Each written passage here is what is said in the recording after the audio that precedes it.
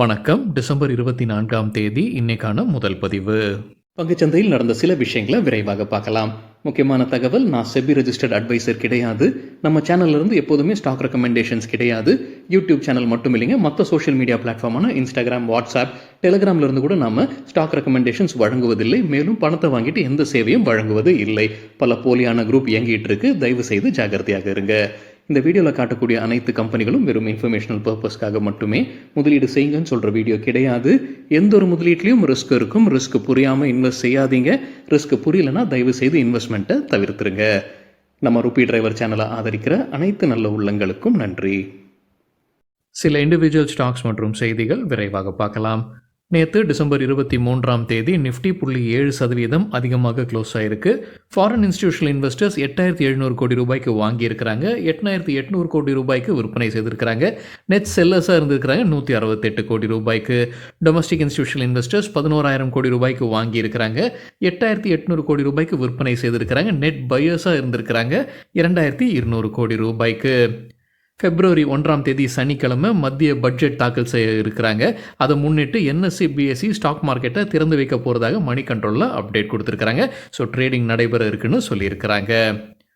2025 முதல் பாதியில் Indian markets 10% விழுவதற்கான வாய்ப்பு இருக்குன்னு மெக்வெரி அவங்களுடைய கருத்தை தெரிவிச்சிருக்கிறாங்க. தகவல் கிடைத்தது CNBC TV 18 இதற்கு முக்கிய காரணம் அவங்க சொல்லியிருப்பது உலக அளவில் நடக்கக்கூடிய காரணங்களாக தான் இருக்கும், உள்ளூர் காரணங்களாக இருக்காதுன்னு மெக்வெரி அவங்களுடைய கருத்தை தெரிவிச்சிருக்கிறாங்க. பிஎஸ்சி ஒரு ஐபிஓவை நிறுத்தி வைத்திருக்கிறாங்க. சோலார் 91 கிளீன்டெக் எஸ்எம்இடைய ஐபிஓவாக வர இருந்திருக்கு.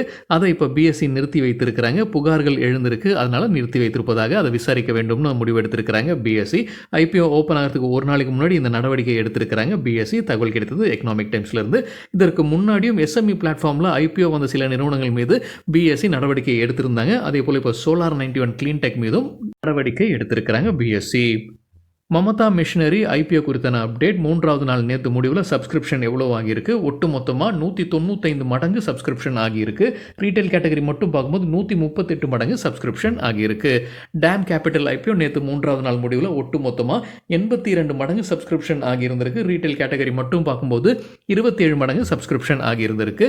டிரான்ஸ்ரயில் ஐபிஓ நேற்று 3வது நாள் முடிவில் ஐபிஓ ஒட்டு மொத்தமாக 82 மடங்கு சப்ஸ்கிரிப்ஷன் ஆகியிருந்திருக்கு. ரீட்டைல் கேட்டகரி மட்டும் 22 மடங்கு subscription ஆகியிருந்திருக்கு.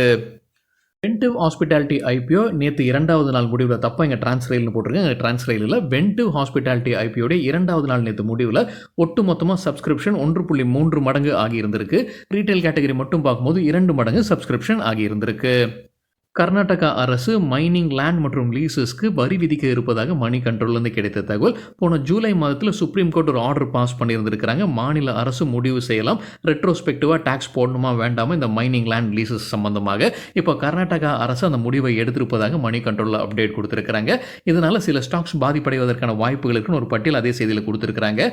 NMDC, Vedanta, JSW steel, Sandur manganese எல்லாமே பாதிப்படைவதற்கான வாய்ப்புகள் இருக்குன்னு சொல்லியிருக்கிறாங்க மணி கண்ட்ரோல் செய்தியில். சுனிதா டூல்ஸ் தற்போது அப்டேட் இருக்குது. உங்களுக்கு புதிதாக கிடைத்த கான்ட்ராக்டுடைய அப்டேட் கொடுத்துருக்காங்க. ஒட்டு மொத்தமாக 1.35 கோடி ரூபாய் கான்ட்ராக்ட் கிடச்சிருக்கு.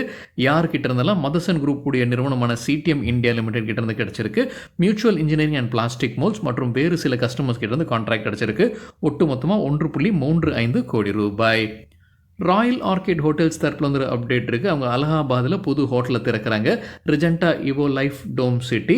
மகாகும்ப் 2025 நடைபெற இருக்குது. அதனால் பயன்பெறுவதற்கான வாய்ப்புகள் இருக்குன்னு சொல்லியிருக்கிறாங்க. 400 மில்லியன்லேருந்து 450 மில்லியன் பக்தர்கள் மகாகும்ப் 2025 பங்கெடுக்கிறதுக்கான வாய்ப்பு இருக்குன்னு கருதுறாங்க Royal Orchid Hotels. Eco recycling fund raising பண்ணியிருக்கிறாங்க 500 கோடி ரூபாய் குவாலிஃபைட் இன்ஸ்டிடியூஷனல் பிளேஸ்மெண்ட் வழியாக. வேர்ல்பூல் இந்தியா தரப்பில் ஒரு அப்டேட் இருக்குது. அவங்க PG எலக்ட்ரோபிளாஸ்டுடன் ஒரு ஒப்பந்தத்தில் வந்திருக்கிறாங்க. PG Electroplast listed company. இந்த ஒப்பந்தத்தின் கீழே PG எலக்ட்ரோபிளாஸ்ட் வேர்ல்பூலுடைய சில வாஷிங் மிஷின்ஸை உற்பத்தி செய்ய இருக்கிறாங்க ரூர்கி ஆலையிலிருந்து. குறிப்பிட்டு அவங்க சொல்லியிருப்பது செமி ஆட்டோமேட்டிக் வாஷிங் மிஷின்ஸை உற்பத்தி செய்ய இருக்கிறாங்க. இதற்கு முன்னாடியே PG எலக்ட்ரோபிளாஸ்ட் வேர்ல்பூல் இந்தியாவுடைய ஏர் கண்டிஷனர்ஸை உற்பத்தி செய்துகிட்டு இருந்திருக்கிறாங்க. இப்போ வாஷிங் மிஷினுக்கான ஒப்பந்தத்திலையும் கையெழுத்திட்டு இருக்கிறாங்க. HDFC பேங்குக்கு MK global financial by rating கொடுத்துருக்காங்க. எதிர்பார்க்குற டார்கெட் 2100 ரூபாய். தற்போதைய லெவலிருந்து 16% அதிகரிப்பதற்கான வாய்ப்பு இருக்குது. ICICI பேங்குக்கு பை ரேட்டிங் கொடுத்துருக்காங்க ஷேர்கான். எதிர்பார்க்குற டார்கெட் 1550. தற்போதைய லெவலிருந்து 20% அதிகரிப்பதற்கான வாய்ப்பு இருக்குது. விஏடெக் வபாக் தரப்புல வந்து ஒரு அப்டேட் இருக்கு. கம்பெனிக்கு ஒரு அங்கீகாரம் கிடைத்திருப்பதாக சொல்லியிருக்கிறாங்க. உலக அளவில் டாப் 50 பிரைவேட் வாட்டர் ஆபரேட்டர்ஸ் உடைய பட்டியலை குளோபல் வாட்டர் இன்டெலிஜென்ஸ் லண்டன் வெளியிட்டிருக்கிறாங்க. இந்த பட்டியலில் 3வது இடம் விஏடெக் வபாகுக்கு இருக்குன்னு அப்டேட் கொடுத்திருக்கிறாங்க நிறுவனம். டாட்டாவுடைய அடுத்த ஐபிஓ 2025 எந்த நிறுவனம் வருது, டாடா கேபிட்டலுடைய ஐபிஓ வருதுன்னு மணி கண்ட்ரோலில் சொல்லியிருக்கிறாங்க. 15,000 கோடிக்கு மேலே இந்த ஐபிஓடைய மதிப்பு இருக்கும்னு சொல்லியிருக்கிறாங்க அந்த மணி கண்ட்ரோல் செய்தியில். பாரத் எலக்ட்ரானிக்ஸ் லிமிடெட் தரப்பு அப்டேட் இருக்கு. புதிதாக அவங்களுக்கு கிடைத்த ஆர்டர்ஸுடைய மதிப்பு 973 கோடி ரூபாய். இதை சேர்த்து இந்த நடப்பு நிதியாண்டில் ஒட்டுமொத்தமாக அவங்களுக்கு கிடைத்த ஆர்டர்ஸுடைய மதிப்பு 9,801 கோடி ரூபாய். பேடிஎம் கிட்ட ஸ்டாக் எக்ஸ்சேஞ்ச் விளக்கம் கேட்டிருக்கிறாங்க. பத்திரிகையில் வந்து ஒரு செய்தி குறித்து அவங்க முத்தூட் ஃபினான்ஸுடன் ஒரு பார்ட்னர்ஷிப்பில் வருவதற்கான வாய்ப்புகள் இருக்குன்னு பத்திரிகையில் செய்தி வெளியானது. இது குறித்து விளக்கம் கேட்டிருக்கிறாங்க ஸ்டாக் எக்ஸ்சேஞ்ச் பேடிஎம் கிட்ட. அதானி என்டர்பிரைசஸ் குறித்து சிஎன்பிசி டிவி 18லேருந்து கிடைத்த ஒரு தகவல். அவங்களுடைய மற்றொரு நிறுவனம் தான் Adani defence systems and technologies limited. அவங்க ஏர்ஒர்க்ஸ் இந்தியாவில் 85.8% ஸ்டேக் வாங்குறாங்க. இந்த ஏர்ஒர்க்ஸ் இந்தியா எந்த பிஸ்னஸில் இருக்கிறாங்க? ஏர்லைன்ஸ் உடைய எம்ஆர்ஓ பிஸ்னஸில் இருக்கிறாங்க. மெயின்டெனன்ஸ், ரிப்பேர் அண்ட் ஓவரால் கம்பெனியாக இருக்கிறாங்க. மெட்ரோபோலிஸ் ஹெல்த் கேர் குறித்து சிஎன்பிசி டிவி 18லேருந்து கிடைத்த ஒரு தகவல். கம்பெனியுடைய மேனேஜ்மெண்ட் பேட்டி கொடுத்துருக்காங்க. அதுலேருந்து கிடைத்த ஒரு தகவல், அவங்க ஆன்காலஜி போன்ற ஸ்பெஷாலிட்டி செக்டரில் விரிவாக்கம் செய்வதற்கான வாய்ப்புகள் இருக்குன்னு தெரிவிச்சிருக்கிறாங்க. அது மட்டும் இல்லாமல் அடுத்த ஆண்டு 2000 நகரங்களில் மெட்ரோபோலிஸ் இருக்கும். இப்போ 700 நகரங்களில் இருக்கிறாங்க. அடுத்த ஆண்டில் 2000 நகரங்களில் மெட்ரோபோலிஸ் இருக்கும்ன்ற இலக்கு வைத்திருப்பதாக சொல்லியிருக்கிறாங்க.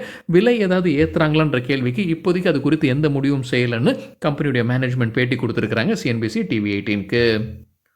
இன்டர்குளோப் ஏவியேஷன் இண்டிகோ ஏர்லைன்ஸை நடத்தக்கூடிய பேரண்ட் கம்பெனி, அவங்களுக்கு அப்கிரேட் நடந்திருக்கு ரேட்டிங்கில். எலாரா கேபிட்டல் அப்கிரேட் பண்ணி பை ரேட்டிங் கொடுத்துருக்காங்க. டார்கெட் ப்ரைஸ் புதிதாக கொடுத்திருப்பது 5309. தற்போதைய லெவலிலிருந்து 20% அதிகரிப்பதற்கான வாய்ப்பு இருக்குது. பிரஜ் இண்டஸ்ட்ரீஸ் தரப்பு வந்து அப்டேட் இருக்கு. இந்தியாவுடைய முதல் பயோ பிட்டுமன் ஹைவேயை மத்திய அமைச்சர் நிதின் கட்கரி திறந்து வைத்திருக்கிறாரு. பிரஜ் இண்டஸ்ட்ரீஸ் உற்பத்தி செய்த பயோ பிட்டுமன் பயன்படுத்தி தான் இந்த ப்ராஜெக்டை முடிச்சிருக்கிறாங்க. நேஷனல் ஹைவே 44ல் நாக்பூர் மான்சர் பைபாஸ் ப்ராஜெக்டை இதை பயன்படுத்தி இருக்கிறாங்க. இதனால பிட்டுமனை இறக்குமதி செய்வது இப்போ குறையலாம்ன்ற எதிர்பார்ப்பு இருக்குன்னு தெரிவிச்சிருக்கிறாங்க பிரஜ் இண்டஸ்ட்ரீஸ். அது மட்டும் இல்லாமல் அக்ரிகல்ச்சரல் வேஸ்ட் வழியாகத்தான் இதை அவங்க உற்பத்தி செய்வதாக ப்ரெஸ் ரிலீஸில் சொல்லியிருக்கிறாங்க. அக்டோபர் மாதத்திற்கான டேட்டாவை ட்ராய் வெளியிட்டிருக்கிறாங்க. Telecom regulatory authority of India Economic டைம்ஸ்லேருந்து கிடைத்தது. ஜியோ புதிதாக சேர்த்திருக்கிற ஆக்டிவ் யூசர்ஸுடைய எண்ணிக்கை 3.84 மில்லியன். இது அக்டோபர் மாதத்திற்கானது. ஒட்டுமொத்தமாக ஆக்டிவ் யூசர் பேசிஸ் அக்டோபர் மாத இறுதியில் பார்க்கும்போது 448.44 மில்லியன். ஏர்டெல் புதிதாக சேர்த்திருக்கக்கூடிய ஆக்டிவ் யூசர்ஸ் 2.72 மில்லியன். அக்டோபர் மாத இறுதியில் active user base 383.4 million. Vodafone ஐடியாலேருந்து நிறைய பேர் வெளியேறியிருக்கிறாங்க. எதிர்பார்த்த மாதிரியே 0.72 மில்லியன் ஆக்டிவ் யூசர்ஸ் வெளியேறி இருக்கிறாங்க. அக்டோபர் மாத இறுதியில் active user base 178.8 million. Market share யார் கைவசம் அதிகமாக இருக்குது? எதிர்பார்த்த மாதிரியே ஜியோ கைவசம் தான் அதிகமாக இருக்குது. ஆனால் செப்டம்பர் மாதத்துடன் ஒப்பிட்டு பார்க்கும்போது அவங்களுடைய மார்க்கெட் ஷேர் கீழே போயிருக்கு. செப்டம்பர் மாதத்தில் 40.2% இருந்திருக்கு. அக்டோபர் மாதத்தில் கிட்டத்தட்ட 40% வைத்திருக்கிறாங்க. ஏர்டெல் 33.24% இருந்தது செப்டம்பர் மாதத்தில். அக்டோபர் மாதத்தில் அது அதிகரிச்சிருக்கு 33.5%. வோடஃபோன் ஐடியா கீழே போயிருக்கு. 18.4%லிருந்து 18.3% குறைஞ்சிருக்கு. வாரி எனர்ஜிஸ் நேற்று நல்லா பர்ஃபார்ம் பண்ணியிருக்கிறாங்க. மணி கண்ட்ரோல்லேருந்து கிடைத்த தகவல். நேற்று க்ரீனில் தான் க்ளோஸ் ஆயிருக்கு. இன்ட்ராடேயில் 3% அதிகரித்தது. அதற்கு என்ன காரணம் சொல்லியிருக்கிறாங்க மணி கண்ட்ரோல்னா, கம்பெனியுடைய போர்ட் சில கேபிட்டல் எக்ஸ்பெண்டிச்சருக்கு ஒப்புதல் வழங்கியிருக்கிறாங்க. எலக்ட்ரோலைசர் உற்பத்தி ஆலை அமைப்பதற்கும் lithium ion advance chemistry storage cell உற்பத்தி ஆலைக்கும் அவங்க கேபிட்டல் எக்ஸ்பெண்டிச்சருக்கு போர்டு ஒப்புதல் வழங்கியிருக்கிறாங்க. அது முக்கிய காரணமாக சொல்லியிருக்கிறாங்க நேற்று வாரி எனர்ஜிஸ் நல்லா பர்ஃபார்ம் பண்ணதற்கு. இந்தியன் பேங்க் தரப்பு வந்து அப்டேட் இருக்குது. சென்ட்ரல் பேங்க் ஆஃப் ஸ்ரீலங்கா அபராதம் விதிச்சிருக்கிறாங்க. 5.85 லட்சம் இந்திய ரூபாய் அவ்வளோ மதிப்புக்கு அவங்க அபராதம் விதிச்சிருக்கிறாங்க. சில விதிகளை சரியாக பின்பற்றல. எந்த விதிகள்னு சரியாக தெரியலைங்க. அங்கே இருக்கக்கூடிய விதிகளை சரியாக பின்பற்றலன்ற குற்றச்சாட்டு. Bajaj Finserv AMC asset management company புது ஃபண்டை அறிமுகம் செய்கிறாங்க. ELSS tax saver fund. ELSS அப்படின்றது ஈக்விட்டி லிங்க்டு சேவிங் ஸ்கீம். தகவல் நமக்கு கிடைத்தது சிஎன்பிசி டிவி 18லேருந்து. இதில் முதலீடு செய்யும்போது ஏடிசியில் நமக்கு எக்ஸம்ஷனும் கிடைக்குது இன்கம் டேக்ஸில். இந்த நியூ ஃபண்ட் ஆஃபர் எப்போ ஓப்பன் ஆகுது? டிசம்பர் 24 எப்போ முடிவுக்கு வருது? ஜனவரி 22. குறைந்தபட்ச முதலீடு 500 ரூபாய். இதற்கு லாக்இன் பீரியட் இருக்குது. இஎல்எஸ்எஸ் அதனால் லாக்இன் பீரியட் இருக்குது 3 ஆண்டிற்கானது. Power and instrumentation Gujarat limited தரப்பு ஒரு அப்டேட் இருக்குது. கம்பெனிக்கு சீமன்ஸ் கிட்டேருந்து உரிமம் கிடைச்சிருக்கு ஸ்விட்ச் போர்ட்ஸ் உற்பத்தி செய்வதற்கு. தாப்ரியா பாலிவுட்ஸ் புதிதாக கிடைத்த ஆர்டர்ஸ் உடைய அப்டேட் வெளியிட்டிருக்கிறாங்க. கன்சியன்ட் குரூப் கிட்டேருந்து 4.52 கோடி ரூபாய் மதிப்பிற்கான ஒரு கான்ட்ராக்ட், புருவாங்கரா குரூப் கிட்டேருந்து 3.88 கோடி ரூபாய் மதிப்பிற்கான ஒரு கான்ட்ராக்ட், டிஎல்எஃப் கிட்டேருந்து 1.36 கோடி ரூபாய்க்கான கான்ட்ராக்ட் கிடைச்சிருக்கு. ஆயுஷ் வெல்னஸ் தரப்புல வந்து அப்டேட் இருக்குது. அவங்க வெல்னஸ் டூரிசம் பிஸ்னஸில் நுழையிறாங்க. இதில் முதலீடு செய்ய இருக்கிறாங்க 30 கோடி ரூபாய் அடுத்த 2 ஆண்டிற்குள்ளார. 5 ஸ்டாக் ரெக்கமெண்டேஷன்ஸ் கொடுத்துருக்காங்க பஜாஜ் புரோக்கிங். அடுத்த ஆண்டிற்கு 2025ற்கான 5 ஸ்டாக் ரெக்கமெண்டேஷன்ஸ் பஜாஜ் புரோக்கிங் கொடுத்துருக்காங்க. எக்கனாமிக் டைம்ஸ்லேருந்து கிடைத்தது. பிரஸ்டீஜ் எஸ்டேட்ஸ் ப்ராஜெக்ட்டுக்கு கொடுத்துருக்கிற டார்கெட் 2290, 24% அதிகரிக்கும்ன்ற எதிர்பார்ப்பு. என்ன காரணம் சொல்லியிருக்கிறாங்கன்னா, புல்லிஷ் ஃப்ளாக் பேட்டர்ன் இப்போ ஃபார்ம் ஆயிருக்கு. அது பிரேக் அவுட் நடப்பதற்கான வாய்ப்புகள் அதிகமாக இருக்குன்னு சொல்லியிருக்கிறாங்க. ஹட்கோக்கு கொடுத்துருக்கிற டார்கெட் 314, 29% அதிகரிப்பதற்கான வாய்ப்பு இருக்குது. லாரஸ் லேம்ஸ்க்கு கொடுத்துருக்கிற டார்கெட் 710, 26% அதிகரிக்கும்ன்ற எதிர்பார்ப்பு. ஹிமாத்ரி ஸ்பெஷாலிட்டி கெமிக்கல்ஸுக்கு கொடுத்துருக்கிற டார்கெட் 687, 28% அதிகரிப்பதற்கான வாய்ப்பு இருக்குது. ஐடிடி சிமெண்டேஷனுக்கு கொடுத்துருக்கிற டார்கெட் 670, 32% அதிகரிப்பதற்கான வாய்ப்பு இருக்குது. பெண்கள் அதிக அளவில் செக்யூரிட்டிஸ் மார்க்கெட்டில் பங்கெடுத்துக் கொள்கிறாங்கன்னு எக்கனாமிக் டைம்ஸ்லேருந்து கிடைத்த தகவல். எஸ்பிஐ ரிப்போர்ட் கொடுத்துருக்காங்க. அதில் பெண்கள் அதிகமாக பங்கெடுக்க ஆரம்பிக்கிறாங்கன்னு சொல்லியிருக்கிறாங்க. புதிதாக ஓப்பன் ஆகக்கூடிய டிமேட் அக்கௌண்ட்ஸில் 4 டிமேட் அக்கௌண்ட்ஸ் ஓப்பன் ஆகுது அப்படின்னா அதில் ஒன்று வந்து ஒரு பெண் தான் ஓப்பன் செய்வதாக சொல்லியிருக்கிறாங்க. ஆண்டுதோறும் கிட்டத்தட்ட 30 மில்லியன் டிமேட் அக்கௌண்ட்ஸ் ஓப்பன் ஆகிட்டு இருக்கு. இந்த டேட்டா வைத்து தான் சொல்லியிருக்கிறாங்க. ஸோ 4 அக்கௌண்ட் ஓப்பன் ஆகுதுன்னா அதில் ஒன்று வந்து பெண் தான் ஓப்பன் செய்வதாக. எந்த மாநிலத்தில் அதிகமாக பெண்கள் வந்து டிமேட் அக்கௌண்ட்ஸ் ஓப்பன் பண்ணுறாங்க? முதல் 3 இடங்கள் இருப்பது டெல்லி, மகாராஷ்டிரா மற்றும் தமிழ்நாடு. டெல்லியில் 29.8%, மகாராஷ்டிரா 27.7%, தமிழ்நாடு 27.5%. எந்த 3 மாநிலங்கள் பின்னால் இருக்குன்னு பார்க்கும்போது பீகார், உத்தரப்பிரதேஷ் மற்றும் ஒடிசா. பீகாரில் 15.4% கான்ட்ரிபியூஷன் இருக்கு. உத்தரப்பிரதேஷ்லேருந்து 18.2, ஒடிசாவிலிருந்து 19.4%. கெய்னர்ஸ் வித் ஹை வால்யூம் பட்டியலில் விரைவாக பார்க்கலாம். இது நேற்றுக்கான டேட்டா. ஹை வால்யூம்னு எப்படி சொல்கிறோன்னா, நேற்று வால்யூமுடன் கடந்த 10 நாளைக்கான ஆவரேஜ் வால்யூமை ஒப்பிடும்போது 100% மேலே இருக்கிற சில ஸ்டாக்ஸ். கெய்னர்ஸ்னு சொல்லும்போது நேற்று ஷேர் ப்ரைஸ் அதிகரித்திருக்க வேண்டும். சுந்தரம் பிரேக் 20% ஷேர் ப்ரைஸ் அதிகரித்தது, 200% வால்யூம் அதிகரிப்பு. இன்டெலெக்ட் டிசைன் எரீனா 17% ஷேர் ப்ரைஸும் 8900% வால்யூம் அதிகரிப்பு. Amber Enterprises 13% share price, 1700% volume.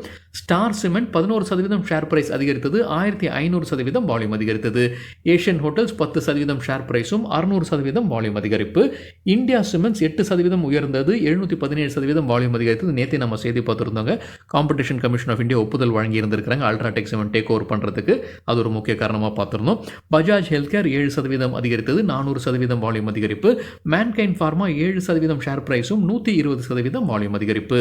Sundaram finance 6% உயர்ந்தது, 187% வால்யூம் அதிகரிப்பு. ஸ்டெர்லிங் வில்சன் ஒரு புது ஆர்டர் கிடைத்த செய்தி நம்ம பார்த்துருந்தோங்க. அது கூட காரணமாக இருந்திருக்கலாம். 6% அதிகரித்தது, 560% வால்யூம் அதிகரிப்பு.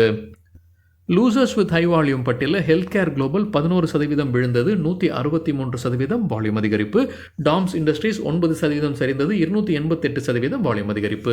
டிப்ஸ் ஃபிலிம்ஸ் 8% வீழ்ச்சி, 326% அதிகரித்தது வால்யூம். கேபிஆர் மில் 7% சரிந்தது, 270% வால்யூம் அதிகரிப்பு. கிர்லோஸ்கர் பிரதர்ஸ் 6% வீழ்ச்சி, 197% வால்யூம் அதிகரிப்பு. எஸ்கேபி பேரிங் 6% வீழ்ச்சி, 137% வால்யூம் அதிகரித்தது. ஏபி மணி 6% சரிந்தது, 600% அதிகரித்தது வால்யூம். லிபர்ட்டி ஷூஸ் 5% வீழ்ச்சி, 130% வால்யூம் அதிகரிப்பு.